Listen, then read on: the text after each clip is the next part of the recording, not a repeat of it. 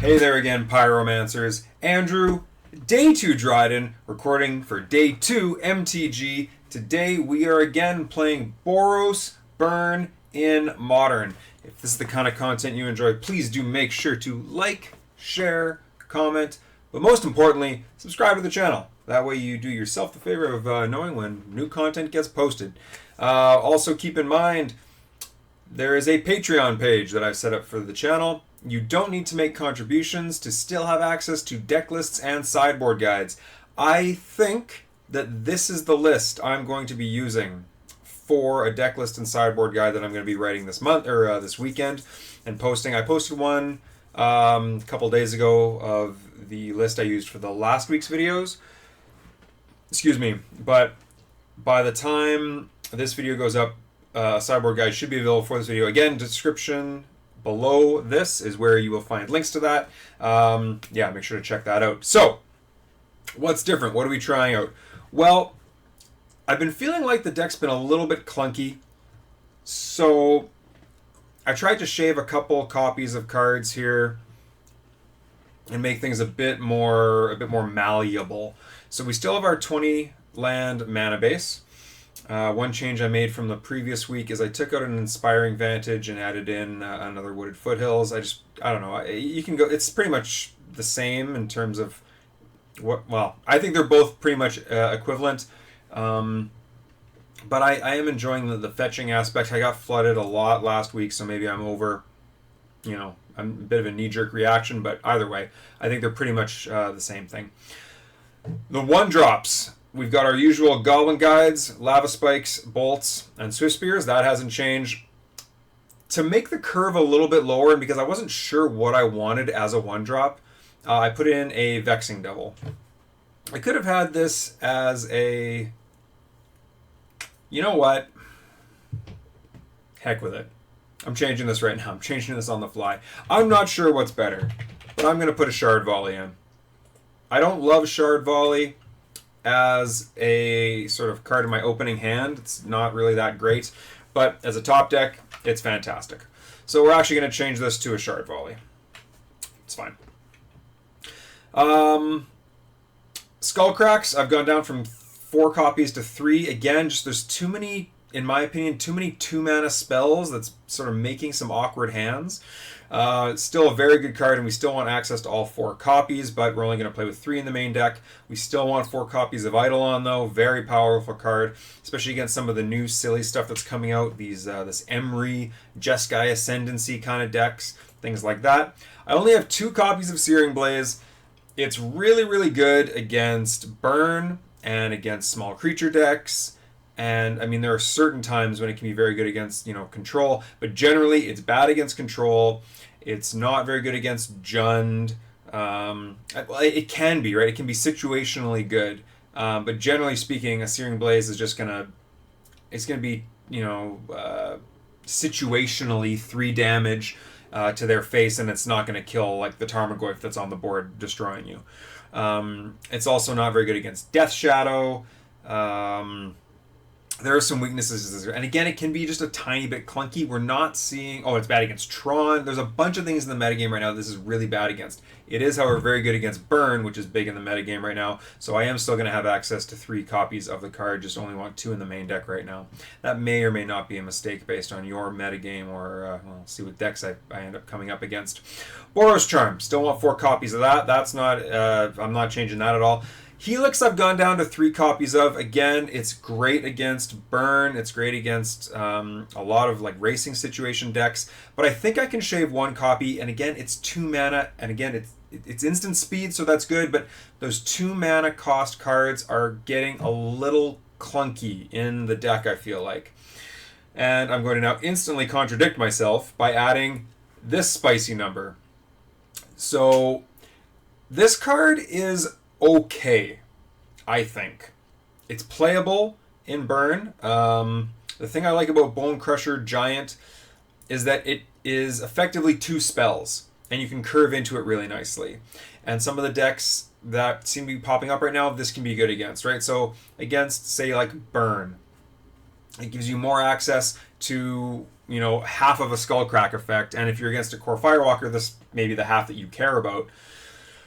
So and it's also good against things like control. You know, it's basically 2 spells in one. So it's almost like a form of card advantage, which I like. I'm not a huge fan of the 2 and 3 mana costs, but it does good things. And even a 4/3 creature, you know, that can stay on the board is a good effect. A lot of the time we're throwing spells at our opponent's faces, but being able to diversify our threats a little bit more on board versus sort of in spell form is kind of nice.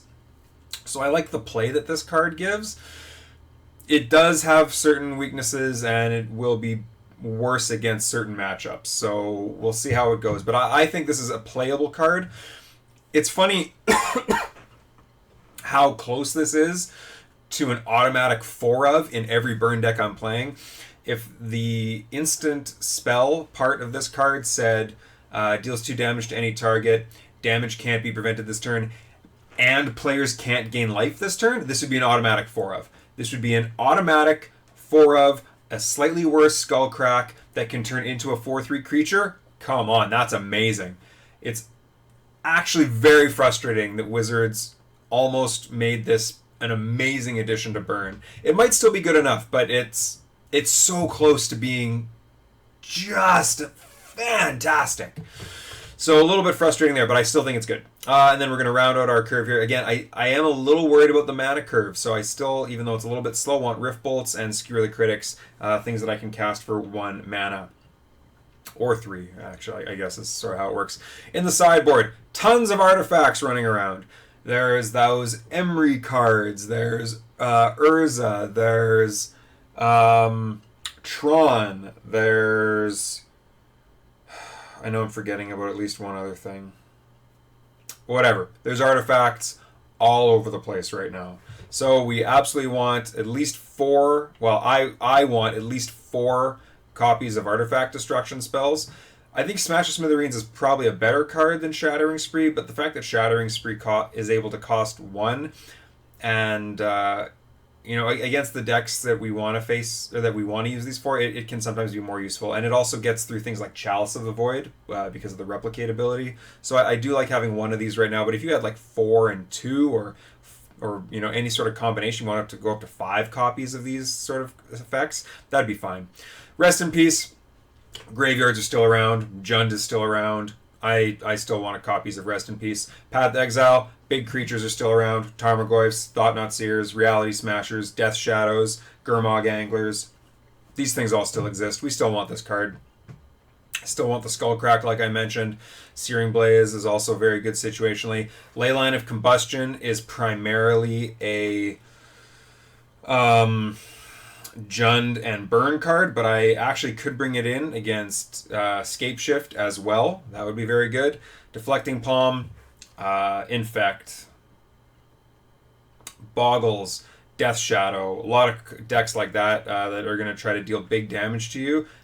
This is even playable against Burn, to be honest. I don't think I'm going to bring it in against Burn the way I've got the deck built right now, but like you could. You absolutely could.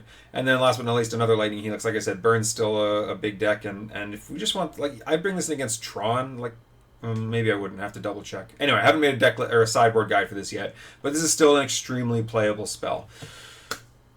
Outside of that, I think this deck should work. I mean, again, if you've got mana, if you've got these 1-drops, a couple of these 2-drops, the deck is going to function adequately almost no matter how you build it. So it's kind of in these small little changes that you can kind of start to sort of see how you want to massage the deck.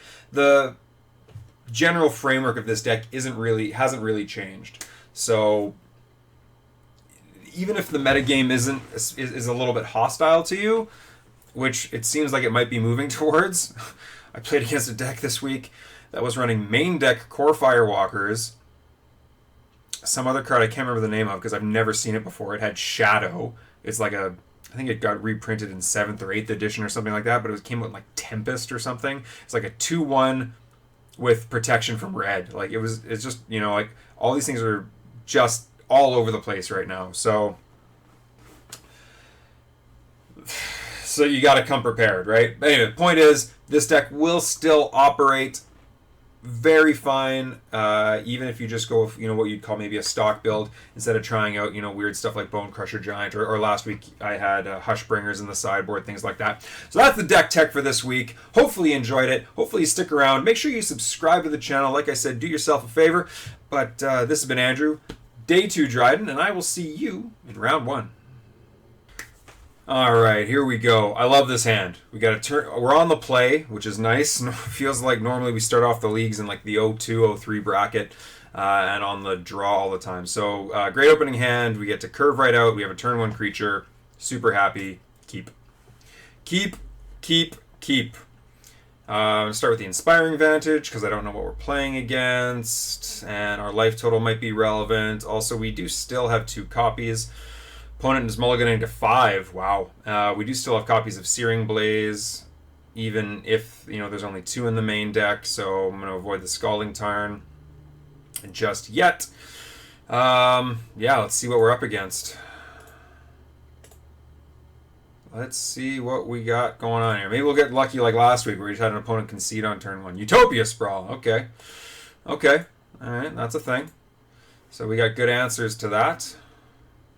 Well, maybe not to the Utopia Sprawl specifically, but we have good answers to the small creatures that are probably going to be coming out to try to make more mana with this. All right, so again, it's a little clunky here, but we'll be able to... I'm definitely not casting this Lightning Bolt right now. The reason I'm definitely not casting this Lightning Bolt this turn is because it's only going to be able to cast 1 spell, whereas next turn with a 3rd land, I can cast any of these 2-mana spells as well as this Lightning Bolt. So the only question I really have here is whether I'm going to try to get this Bone Crusher Giant out of my hand and then maybe even be able to... the only question I really have, and everything's an instant, so I'm just going to pass, is whether I'm going to cast this Bone Crusher Giant. I don't think the card advantage matters as much here. But if they play something like an Arbor Elf or something, I'd rather use the Bone... Ooh. Oh, that's interesting. I'd rather use the Bone Crusher Giant because it's only 2 damage, whereas the Lightning Bolt is 3 damage. So... if I'm going to be pointing damage not at their face and it's going to kill a creature or something, I'd rather it, be a smaller amount. Well, that's not really all that impressive. Doesn't get anything back, right? Sure. So this is, I get, oh yeah, this is like the Green Devotion deck. That's what this is. Okay. I was going to say, this is a strange rollout for like a Ponza deck or something. So yeah, so we're definitely going to be killing these creatures. So how do I want to do this? I can Bone Crusher this, untap, Helix this, and still hold up a Bolt. Yeah, that seems good. Oops. How does it know? Oh, because it's an instant, so I can only be casting it, right? Okay, yeah, I can only be casting that half of the spell. Haven't actually cast this card yet, so make sure I know what's going on. Okay, untap. And yeah, because this deck just has so much... actually, how do I want to do this? I could heal it. Okay, so I've got... I'm going to be killing this Eternal Witness.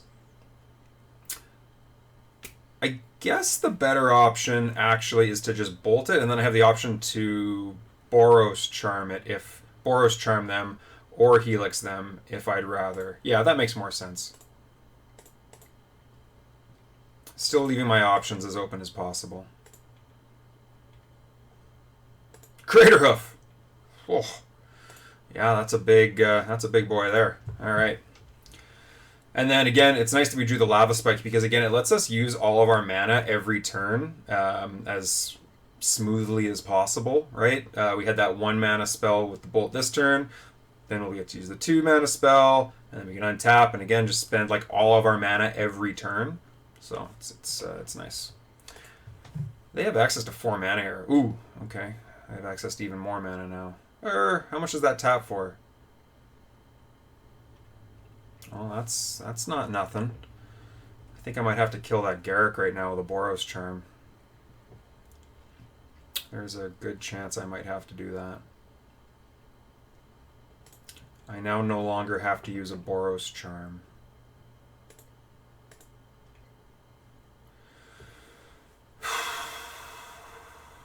I only have one card left in hand. Oh, I know it's a Craterhoof Behemoth. So I can Boros Charm... Oh no, I can just Lava Spike the Garruk. Sorry, I'm silly. Okay, yeah, so we're going to Boros Charm their face. We're going to Lava Spike the Garruk. We're going to Helix the Beast and just keep getting in for damage. We're going to keep the board clear. And yeah, that's the plan. That's the plan there. Alright. Trying to talk and do all kinds of stuff at the same time here. Alright. It's not bad. Let's do this first, I guess.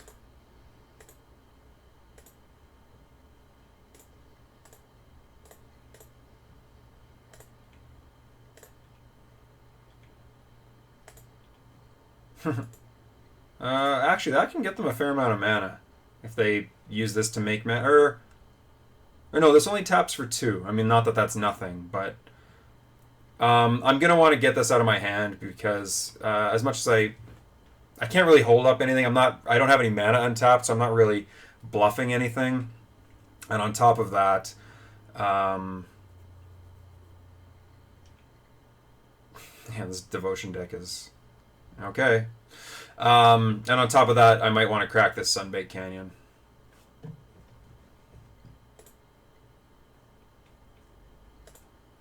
Oh, right, because I was like, how did they get another card? Right, because this thing enters and they draw another card. That's not great. Okay, I think I got to crack this Sunbaked Canyon and see if I can get some removal, and we're gonna...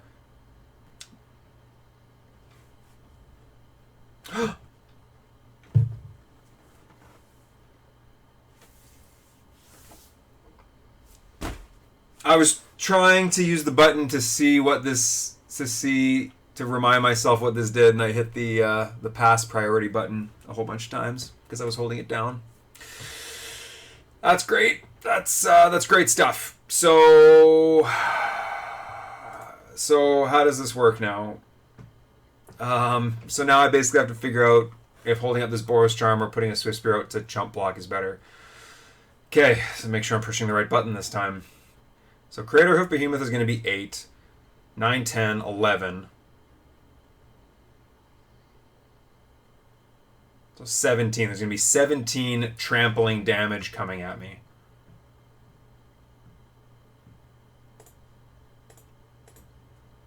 Well, I can withstand that.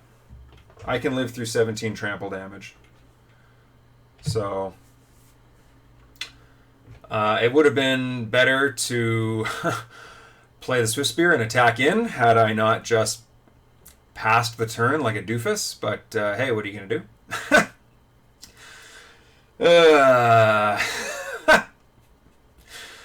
So, yeah, that's okay. We still might be able to come through this with a win. Because they have to go pretty much all out to deal me 17. Okay, that's a little bit annoying. Because that makes my life a bit harder.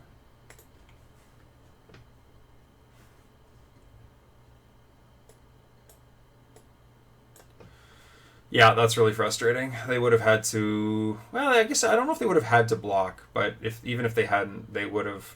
Oh, right, and now this might actually be lethal if I don't block, because now there's enough creatures. Right, so no, now because of that... Well, no, if I had attacked in, then this just would be lethal. So I guess there's that. I guess I sort of might have kept myself from... Oh, no, because the Acidic Slime doesn't have trample. Still might be lethal, though. Let's check. This is 21? No, this is exactly 20. Oh, that's great. Okay. Well, we got to block with something. I guess this is the... Well, we're not going to make it too many more turns here. So I guess this is what we... block with. because the Swift Spear, if we're going to have any chance of winning, is probably going to be a 2-3, which is going to be better than the... Yeah. Yeah, that's frustrating. On the bright side, the punt last turn didn't cost me the game. They had another creature in hand. They drew really well. They drew, like, they didn't need that second... Yeah,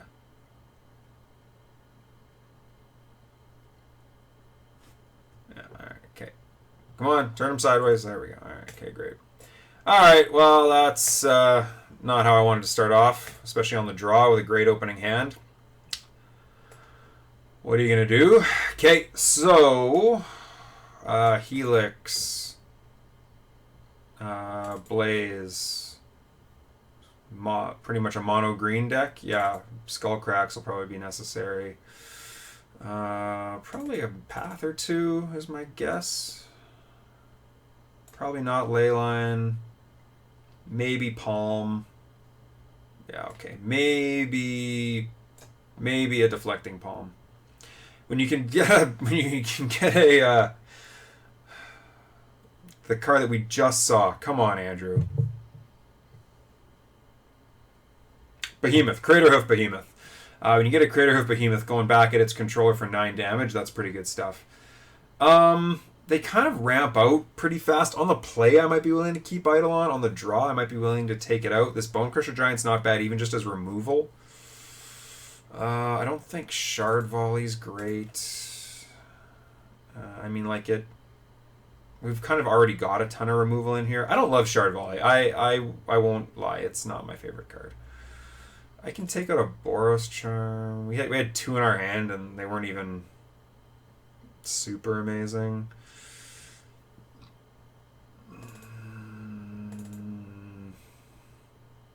I'll take out 1 Eidolon. Do I want the Deflecting Palm? That's kind of the one... I will put in 1 Deflecting Palm. So what am I going to take out?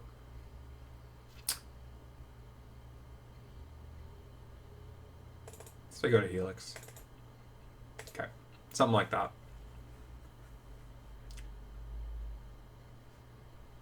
Absolutely want to play first.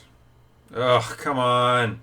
Like, this hand could win, but it also could just be bad. I do like the 4 spells that I can cast. No, we can do better. This is a better hand. And we're going to ditch the Lava Spike.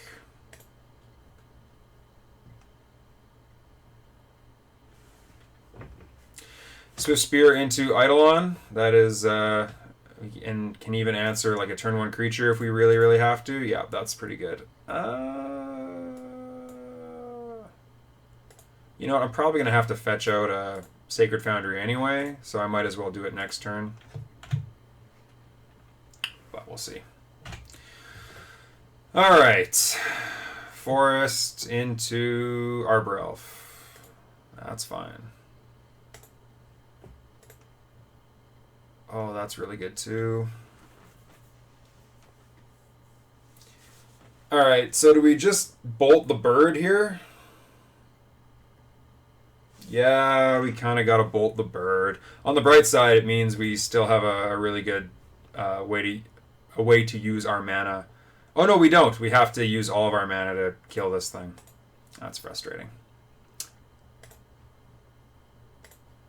In my mind, I was sort of confusing the Lava Spike with a bolt.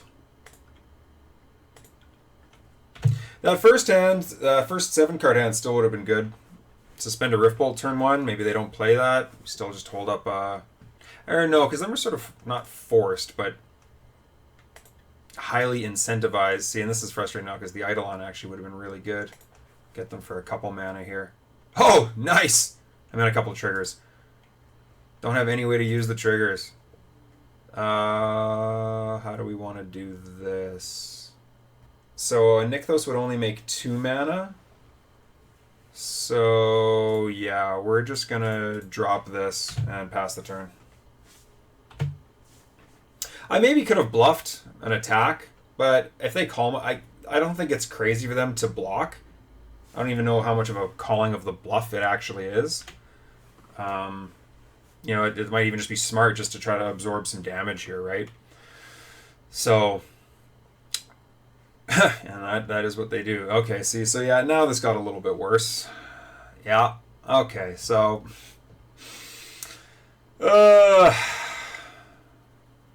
good times.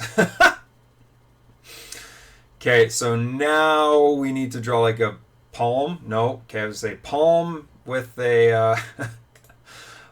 palm is a good answer to like a crater hoof, which is sort of the scariest thing they can do right now. They could even put up primal command or something like that. That would be annoying. I don't know how much more help this Eidolon's going to be at this point, with only 2 cards in their hand and their ability to cast a ton of stuff for a ton of mana. Yeah, okay, so the only option really I'm choosing between is having 2 2/3 Swift Spears come in,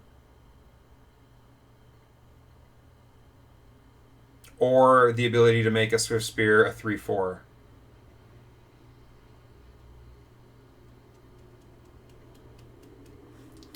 So this is happening. I go to 17. I'm going to be casting a couple spells into this Eidolon, probably. So I might be taking as much as 4 more. That's not great. That's really not great.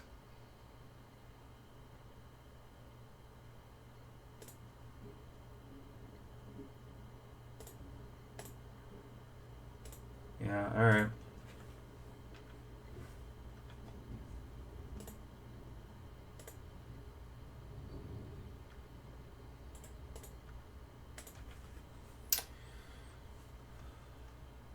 So if they do that, that's fine. I'm not using this. Ooh, do I want to use this Boros Charm now? I assumed they would put something in front of the Swift Spear.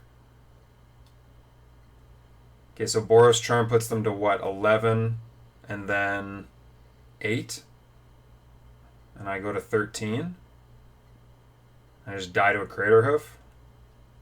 Whatever. That's just going to happen anyway. The other option is to possibly swing in with the Swift Spear and the... I'm not using all my mana that way. Yeah, alright, fine. I don't know if this is the right way to do this or not, but I think there's only... Oh, right, sorry, they have a beast still, right. The Eidolon doesn't trade with the beast.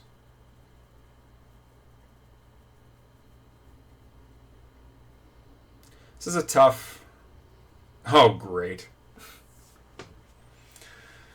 Okay.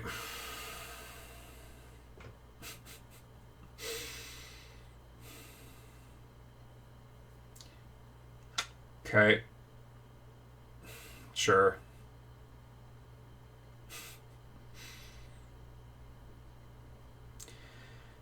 I mean, I could have tried to bluff around that, I guess. I guess that's maybe one thing holding up the 2 mana for the Boros Charm would have done.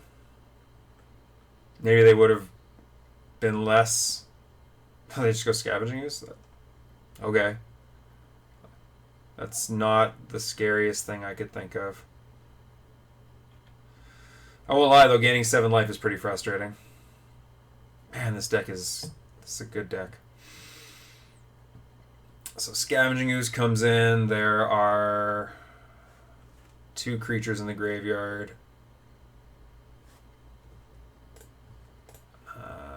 I think I need to save this for a Scavenging Ooze.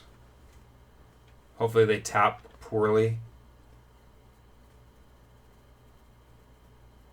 I can bolt it or something. Never mind. Never mind. 3rd green mana. I mean, they could have made more green mana with Nykthos anyway, but maybe they were going to play it poorly. What is this? Another Garruk, maybe? No.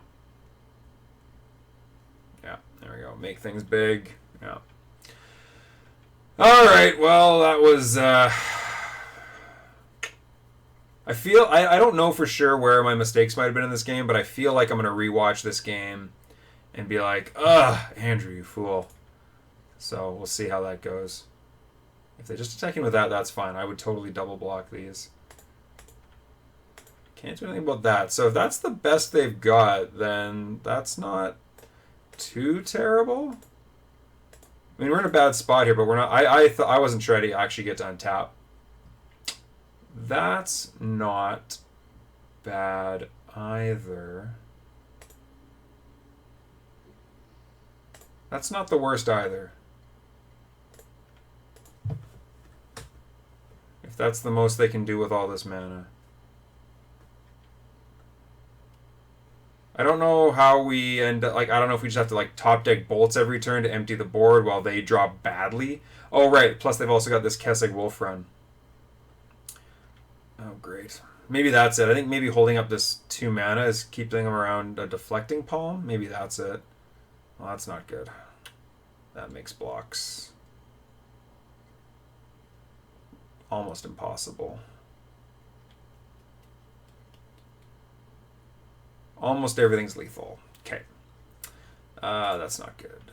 So...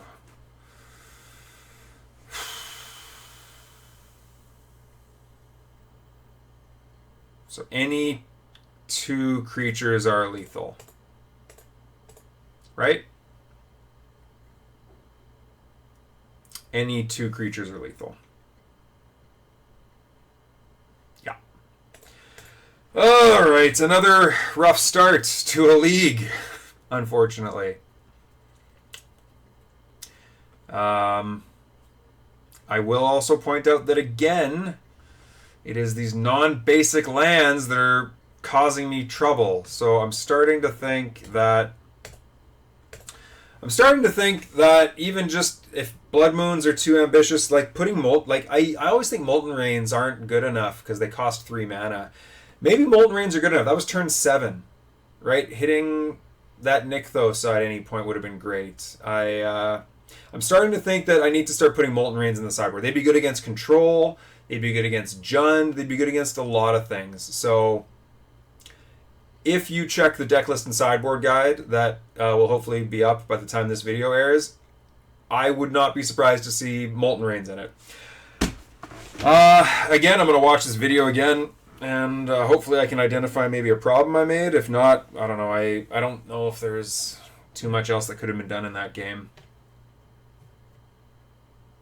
They kind of just had a good rollout. Nykthos is really good at... And they can race us when they can make that much mana with Nykthos, right? Either way, it's been Andrew. Day 2 dried, and hopefully enjoyed the match. Hopefully stick around, subscribe to the channel. But either way, hope you have a great rest of your day. And I will see you next time.